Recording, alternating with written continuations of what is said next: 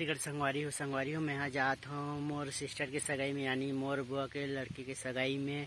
वहाँ मोर पुराना गांव भी हरे में, वहाँ के जगह ला भी आप मन ले दिखाऊँ, घर ला दिखाऊँ। तो हमारे वीडियो में शुरू से आखिरी तक बने रहो, हमारे वीडियो ला पूरा देखो।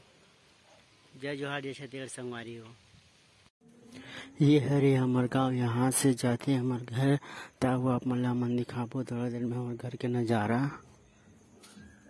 और संगवारी हमन अपन ला हमार पुराना गांव घर से दिखाथन अपन ला हमार पुराना।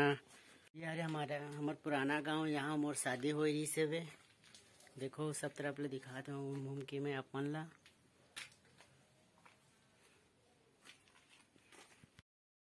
मोर जन्म यही गांव में हो, लेकिन मैं शुरू से रायपुर में रहता हूँ और मैं रायपुर में पूरा पढ़ाई लिखाई करे हूँ। वो संगवारी हो यार मोर बहन जगह से कहीं होने वाला है, मोर बुआ के लड़की संगवारी हो।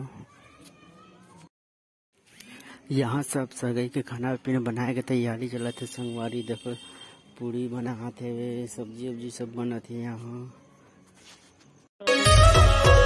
सगाई चालू गई संगवारी है वो समझ के पूजा चलत है। हमारे वीडियो ला आखिरी तक देखत रहो।